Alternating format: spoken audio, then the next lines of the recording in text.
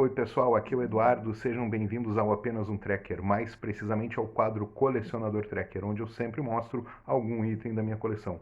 No vídeo de hoje eu vou falar sobre o terceiro número da série de HQs de Star Trek Deep Space Nine, publicada na década de 1990. Está no ar o Colecionador Tracker.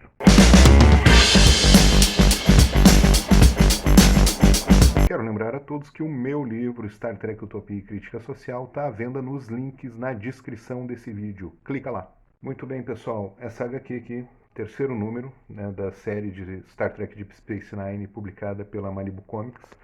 Essa aqui foi publicada em outubro de 1993, ou seja, vai completar 27 anos esse exemplar aqui que está como novo. Na capa, vemos o Odo e vemos outros, né, membros aqui da Deep Space Nine e aqui um cardassiano.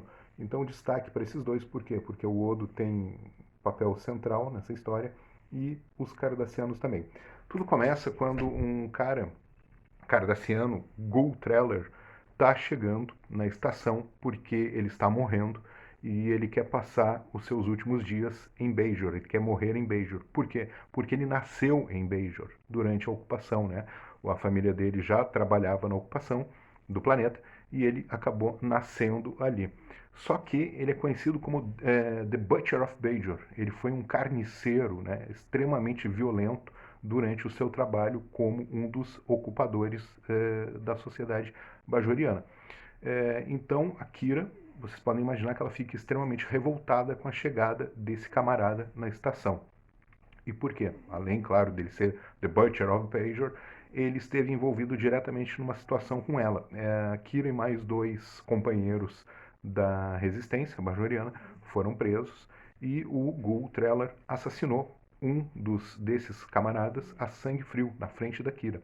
E a outra camarada, né, a gente vai descobrir o que aconteceu com ela em seguida. Gul Treller chega na estação com seus dois filhos, um oficial da sua nave, serve junto com o pai na nave da qual o Gul Treller é capitão, só que ele deseja ser médico, né, em uma outra nave. E a filha é voltada para uma espiritualidade, para uma religiosidade cardassiana, a qual o pai não vê com bons olhos. Então os dois filhos têm um conflito com o pai. Só que o que também ganha destaque nessa chegada do Gul Treller à estação é a esposa dele, ou melhor, a segunda esposa, né, porque os cardassianos tem esse costume. Ela é justamente a companheira bajoriana da Kira que havia sido presa por ele na ocasião que houve o assassinato desse membro da resistência bajoriana. Então todos ficam muito surpresos, né? Como assim a bajoriana virou esposa, né, do Gul Treller e ela era membro da resistência, etc. Enfim, né? Ela explica que ela foi capturada por ele e com o passar do tempo ela acabou de fato se apaixonando por ele. Qual é o problema, então, o ponto central da história, né?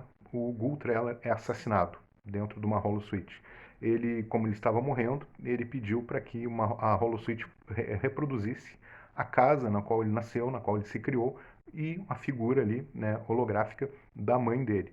E aí ele foi assassinado dentro da holosuite, né? E aí surgem vários suspeitos, até a Kira, por razões óbvias, os filhos, também porque tinham um conflito com ele, e o Odo, é claro, porque não há nenhum registro de que alguém tenha entrado ou saído da holosuite durante o período ali, os minutos onde o cara foi assassinado.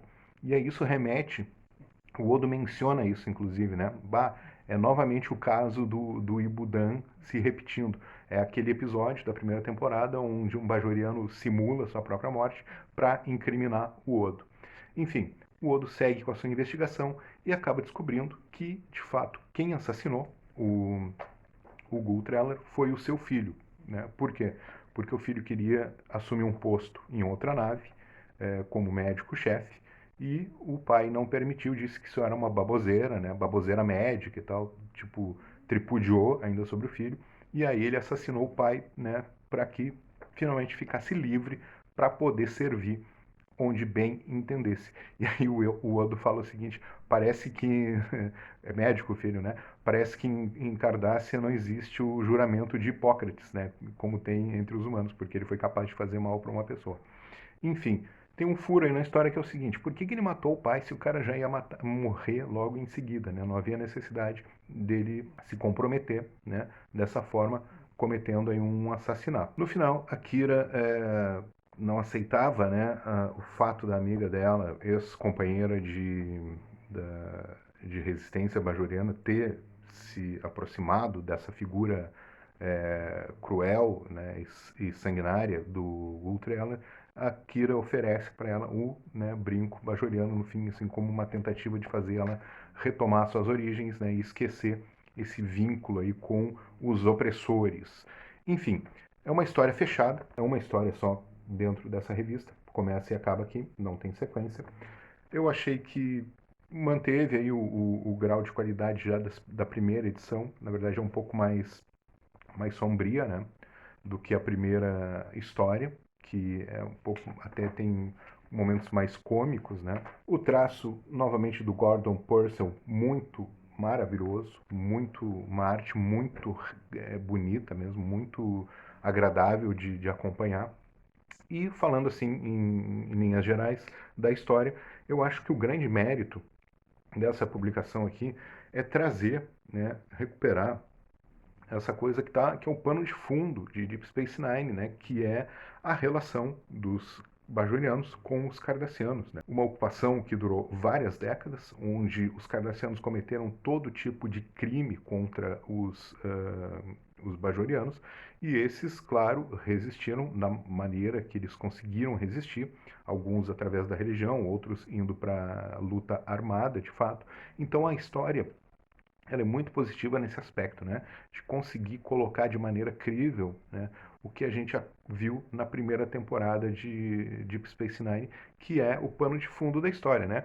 A ocupação cardassiana em Bajor e todas as consequências, né, que advêm disso. Imagine, foram décadas, né, de exploração dos bajorianos, de violência contra os bajorianos, de pessoas que colaboraram, de pessoas que lutaram contra. Então, todas essas questões acabam sendo mobilizadas, de certa forma, nessa história, que é muito agradável de ler. Mostra também a arrogância ainda persistente entre os cardassianos em relação aos bajorianos. Por exemplo, o Gultreller chama a Kira de Major Neris, né? Ou seja, chama pelo nome dela, que seria o nosso primeiro nome, e ela, não, me chame de Major Kira.